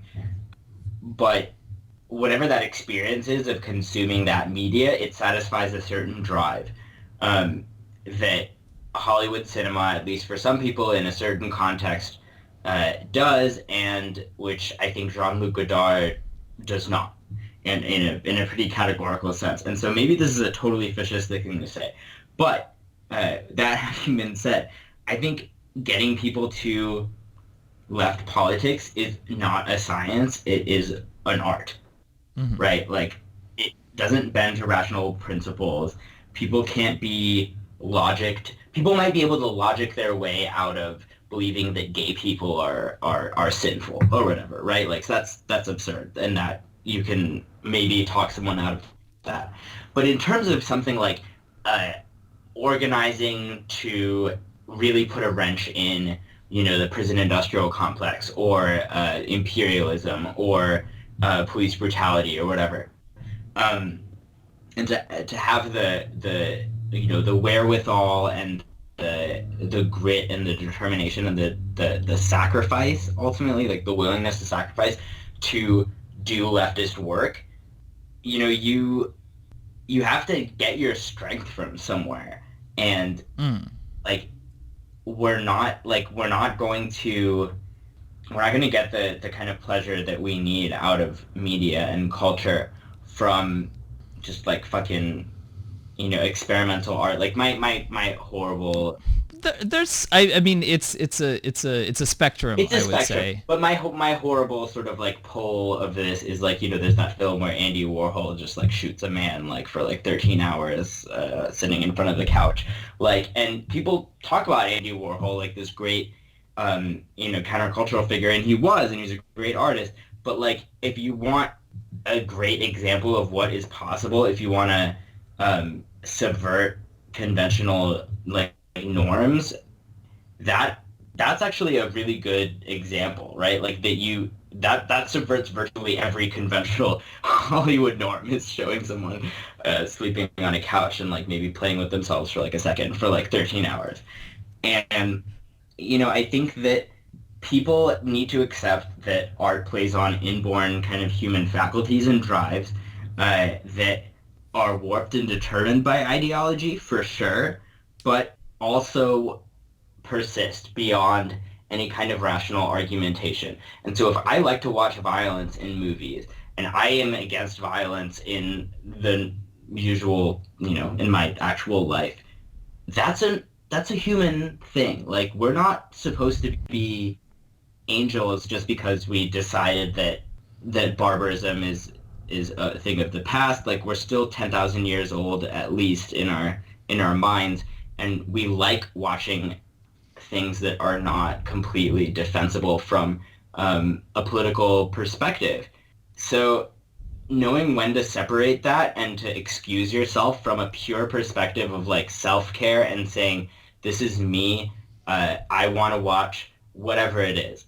I happen to really like the OC. Maybe I just have a lot of really right-wing media tastes, and that's why I make all these arguments. But we'll leave that to the actually at the end I want to ask you what your favorite like garbage TV shows are, because I'll tell you as the yeah. alternative to like the Celebrity Crush thing, that'll be my Hmm. version of that.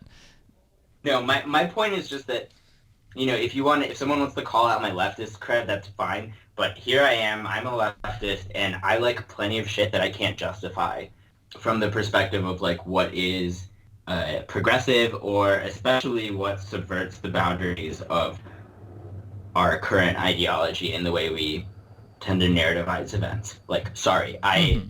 I like conventional narratives because, I like catharsis. And if I have my catharsis frustrated in some artsy way, I want there to be a really good fucking interpretation. Like, I don't want it to be like just meaningless and that's that. Like, there's a point to why people Netflix and chill, and it's not irrelevant. Like, people need exciting drama, fake stories, fake violence, fake, everything wrong with the world needs to be reproduced for people as much as they want, as long as it doesn't hurt people in real life. And then maybe we can talk about what it is that we can do to stop these drives from manifesting in real life. But Hmm. at the end of the day, like, I don't think that saying we start with the realm of censoring culture or trying to alter culture and create a socialist culture through exclusion of content, I think that's not the way to go. I think we need to be open and say, all right, who's a socialist? What do you like? Now let's talk about it. And Well, yeah. it makes being a socialist a normal thing that doesn't have to take over every single aspect of your life, but rather can be a sensible part of what it means to be a person. Yeah. Well, I think at the end of the day, I don't really believe, at least personally, it doesn't even really matter what you call yourself. It's your actions that are going to speak louder than anything else, and the actions that you Hmm. take. And I think it's important to say that in the realm of, especially like, there are a lot of it's easy to label yourself as something on the internet, but that doesn't mean that you're necessarily acting in Right. a way. So you don't need to think of yourself as being like on the left. You don't even really need to have. I mean, I think it's valuable to have some of that education and to understand some of these things from a broader perspective, but it's not necessary, and having more of that information won't give you a correct perspective about Yeah. other things. Um, so there's that, and I also think that so people who are artists and stuff, you don't need to follow that path. You can follow your own path. It can be sympathetic to maybe some of the things that you like. I think at the end of the day, if people are trying to do a genuine good faith effort to improve something, like then that's overall a good thing. But also the thing that I think is that people respond, as I said before, I think people respond more to symbols than they respond to arguments.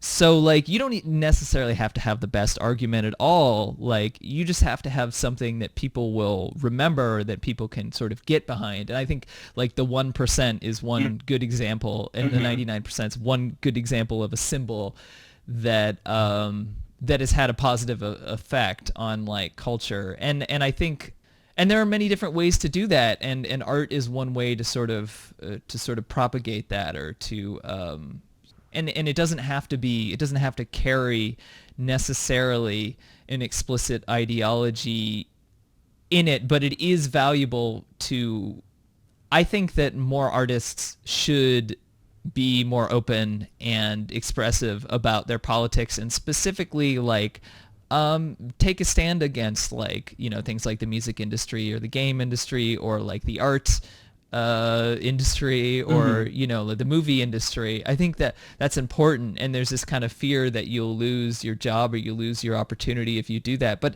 there aren't very many opportunities out there for a lot of people anyway, so I feel like you don't have a lot. The people have less to lose at this point in time. So that's one thing. And then I think people on the political side of the spectrum like need to understand that maybe there is some sympathy to these ideas, and that they have, and that they're being realized in some way through this other media that they might not know about. And so there is kind of it's important to engage with that stuff, because the more that you're kind of trying to push for this idea of this fantasy idea of idealized culture, if you don't really have any kind of strong, like, if it's not very like, it doesn't have a lot of breadth to it. Mm-hmm. If it's sort of isolated into this sort of purity tested island, then it's not going to go anywhere, and that's one way that you could beat the right, the far right too, because the far right is actually going through the same conflict of, some of them are,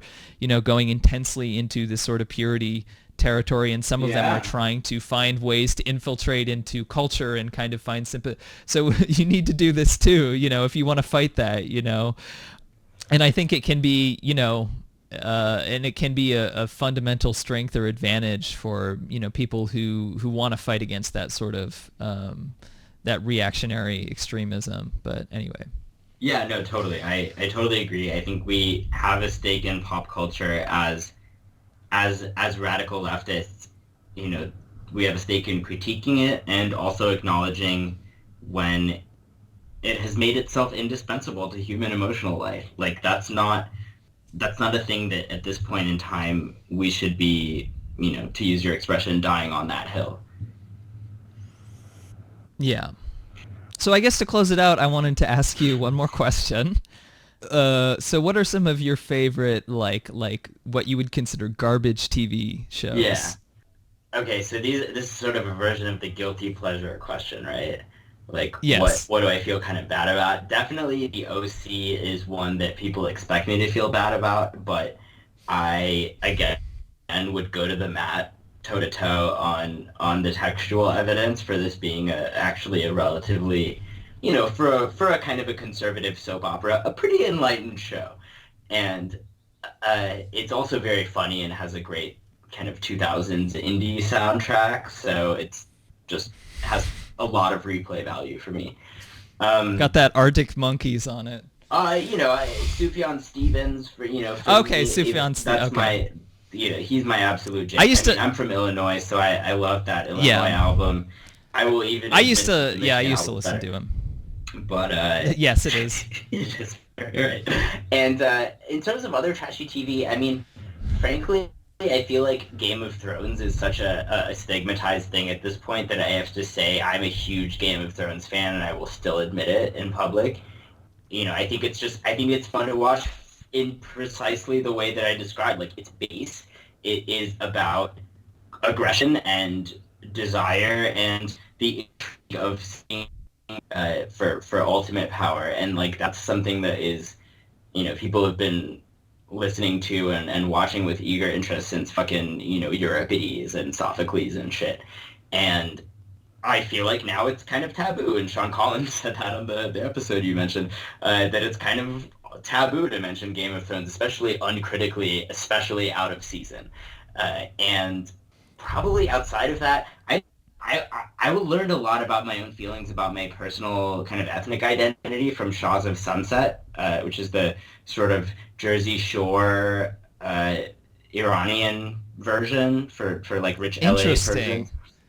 Oh, I would totally watch that. Yeah, it was on Bravo, and the mainest of the main characters is gay, and his name is Reza. He's actually a total anti-Iran, pro-Israel hawk and neocon and all of that. But that's its own that's its own discussion. But it has a very queer and multicultural veneer to it. Like, it's not the typical kind of like just people throwing their shit around it and like women like slapping each other and pulling out knives and stuff. It's like that, but with subtitles occasionally. And the way that it shows this like world that frankly I could have been born into, but my parents were like too, I don't know, they just like didn't want to fit in that crowd, so they moved to the middle of the fucking cornfields instead. And now I see a version of that same kind of like mainstream ethnic identity that people associate with me and with Persian guys. It's the reason no Iranian girls will date me, is because the idea is that Iranian guys are all like this. And if you watch the show, you'll understand. I never blame them, because it's really, it's really sad to go through the whole Bush administration seeing only Iranians on TV as like terrorists, and then to have the sort of the hallmark of the Obama administration be that, there's a reality show with, a bunch of like ditzy fucking, bimbos and beefcakes in real estate, trying to like, fuck each other and make money. And I treasure every little part of that, just like I treasure that episode of South Park where they stow away in the airplane and go to Afghanistan, and the kids there speak perfect Iranian Persian, like I'm sure that Matt Stone and Trey Parker's LA friends did. And for me, I get a lot of validation from just, that same representation that I was denouncing like an hour ago. That like, Yeah. I understand the fucking appeal. All right, like it helps me get through it too. I mean, it affects me too. Yeah. Do you have any more? Do you want me to say mine? That's all I'm gonna say for now. Well, so one of my favorite TV shows is Ghost Adventures on the Travel Channel. Oh, I should watch that. I love Ghost Adventures. I mean, Yeah. in principle, I know what the show is. Ghost show. Yeah, the show is like these three. Well, it used to be three. I guess they're like four because one of them left and two of them came on. But like these, just the broiest fucking guys going to these like locations, and like especially the early episodes, this guy Zach Bagans, like his whole thing is that like he didn't believe in ghosts until he had this experience in his apartment. He's actually from like Chicago, I think, or Illinois. And they made this documentary that was just crazy where, they go to the Nevada desert and there's a lot of places that are, very supposedly very haunted there. And yeah, so basically they just go around and do like interviews and with people and, talk about haunting experiences. Some of them get into like the demon possession stuff, which I'm not so into. Yeah, I'm not as compelled by that. I think straight up ghosts is more plausible. But I do like they talk about the history and stuff, and it's this very kind of like goofy way that they talk about it where you don't know if it's you have to suspend your disbelief, basically. But it's great, like especially the early episodes. He's so fucking aggressive. Like he tried to provoke the ghost to be like, "Come on, fucking scratch me," like. And then he like quote unquote gets possessed in a few episodes where he just like starts screaming at his like. Yeah, he's like, fucking motherfucker. Like, he's just like, it's crazy. It's crazy. And then, like, eventually he calmed down because you can tell that, like, going in all these old buildings was, like, affecting his health. So he, like, wears, like, a respirator mask and, like, newer. But, like, in some of the older episodes, he, like, almost kills himself, like, multiple times. Like, one time, in one episode, his head almost gets cut off by an elevator, like, because he's stupid and fucking filming, like as this elevator is coming down, he's, like, filming, and he's like, this is what they would have felt like if they were they were getting their the person who's exactly. And there's another episode he like jumps across like a down power line like that's in a puddle of water. Like he's just an idiot, but like yeah, it's an entertaining show. So and like that, it's just them going around and being like, did you hear something, bro? So it's funny. Because I've never seen the actual shows that happens in, but I've seen all of the horror movies that take that as their kind of meta premise and then have the sequel to a horror movie be the Ghost Adventures crew or the ghost hunters that go to the original site and are also, picked off one by one. Yeah, I think Ghost Adventures is the best of those shows because it's entertaining as well as like, goofy ghost show, whereas some of the other ones they'll try and take it more serious. I mean, they do, ostensibly take it seriously, but it's a little bit more Yeah. fun to watch.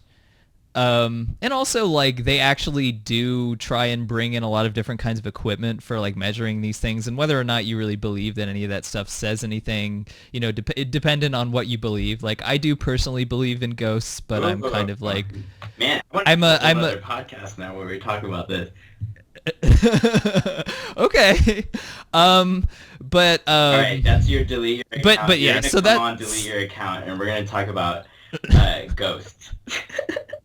okay. I mean, like if you really want to do an episode about that. I'm working on Because I could talk about Ghost. I feel like I would have to do like more research about like some other stuff, but I could talk about Ghost Adventures because I know it. All right. everything about Ghost We'll do a whole Adventures. ghost themed episode and it'll be different aspects of it. I have other friends that I'm not sure I quite believe them either, but it's just on principle. It's like nothing personal.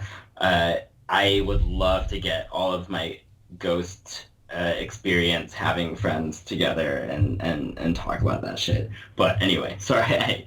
I No, that's great. That's fine. Like I haven't had any like big experiences. It's just like I just that kind of way naturally. I think I just like the yeah. supernatural, even though I'm kind of like skeptic. Kind of a skeptic. I mean, I'm a skeptical believer. But Okay. anyway, so that's one of my favorites. The other one is Catfish, the show on MTV. Okay, where they is that like related to the thing where they fake that you pretend to be Yeah, someone else? it's how I feel in touch with the millennial, like younger millennial demographic, because it's all like kids going, and they're all like, it's always like really, but that show is really good about like also is really good about representation. Like they have a lot of gay and lesbian Mhm. couples. They also have like people of all kinds of different races and backgrounds, and they've had a couple trans people like. Um, and yeah, I mean, you just kind of see like oftentimes it's like teens who are just depressed about their appearance and whatever, trying to pretending to be somebody else, and it's just it can be depressing sometimes, but I don't know. I enjoy watching it just like to see what like the kind of teens are dealing with, and like issues like bullying and stuff, and how that kind of manifests itself into like weird predatory and kind of manipulative behavior online. Yeah. Um, I mean, that seems like it's a huge, actually, like a way bigger part of the young person's experience these days than maybe is even talked about. Yeah, absolutely. So that show, and then the other one, which I've been watching more lately, just because I watched pretty much all of Ghost Adventures and Catfish, is Huh. Storage Wars, which is just Oh, like I've a heard of it. totally like it's just a totally like goofy, junky like show. But I think like I like stuff where people collecting odd junk or selling odd junk and stuff, just because I like one. I think I like to learn more about like what some of these like pieces of equipment, like specialty pieces of equipment do, like what they usually Mhm. sell for on that. It's just like it's interesting knowledge to have.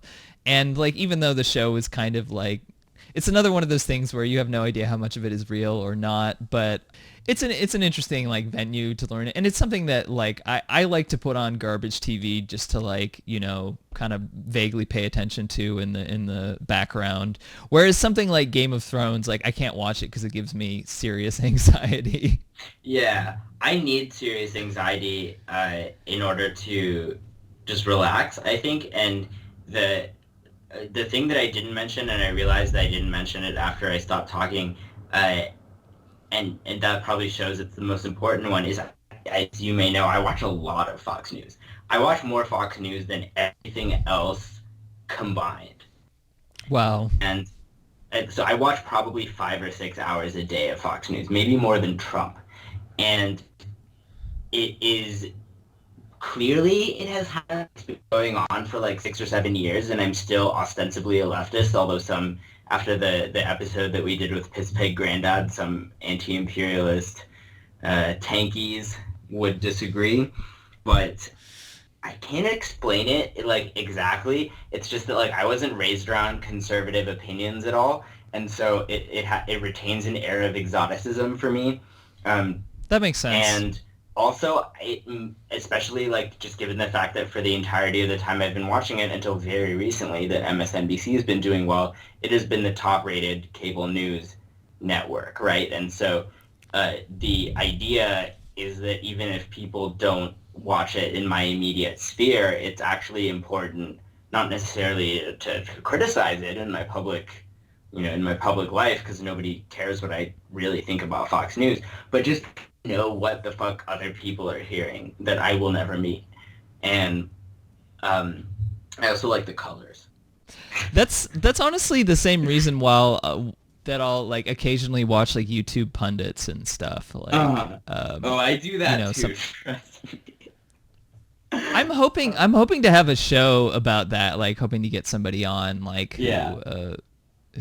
who's like knows about that stuff. But anyway, expert to find. I would if you find one, let me know. We'll have him on too. Well, so there's the one guy who he does a lot of videos about video games, but he also does sort of responses to kind of alt-right personalities. It's kind of like a comedy channel. His name is H Bomber Guy. Oh, okay. Never heard him. Yeah, I think there was a point where he was going to potentially be on Chapo Trap House. But anyway, I would recommend checking that guy's channel out, especially like some of his videos. And like they're not like cutting political analysis, whatever, but they're funny and they kind of get into like they show you a lot of clips of like these YouTube pundits and like what their talking points are and stuff. So I definitely recommend it. Get enough cutting political analysis like every day now. Like that's ultimately something that like when I log on Twitter, I read everyone's takes and I'm like, yep, that seems right. Again, that seems correct. Very, very accurate take on why this is bad. Still correct. Still correct. Like this person also correct. And then I'm like, what do I tweet? And I'm like, all right, maybe a haiku. That's why I like your Twitter. It's like a low-key dad Twitter. Yeah, that's all I can like... I mean, I don't even have a kid to occupy me like most dads. So all I have is the puns. But anyway, wow, this went way longer than I thought. Super long. I'm so sorry about that.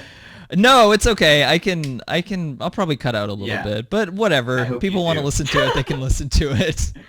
Yeah, I don't cut out a lot normally. I probably will cut out a little bit of, some of this. But in any case, thank you so much, Kumars, for talking to me. Yeah, you are so welcome, Liz. I will come back on anytime, but before I respect rules of propriety, so before I come back, you are going to have to come on, delete your account, and we'll stay in touch about what the hot, juicy topic will be that you talk about. I'm not going to make you talk about ghosts. Okay, well I can talk. Well, yeah, I feel pretty limited on that, but absolutely, I mean that would be amazing, totally. But we'll talk about it. Yeah, and thank you so much for coming on. This has been a great conversation. It's really nice to feel like in dialogue with some of this other sphere, like especially like this leftist Twitter sphere that I'm mostly not a part of. But you know what, and I also don't feel a part of it. Like I'm. It's like the Royal Tenenbaums. I don't know if you've seen that movie, the scene I always think about where, Eli Cash, Owen Wilson is talking to Richie Tenenbaum, and he goes, this is after he's fucked up and been busted for drugs, and he goes, I always wanted to be a Tenenbaum. And back there, Royal, who of course is the Tenenbaum, he's Royal Tenenbaum, goes, me too.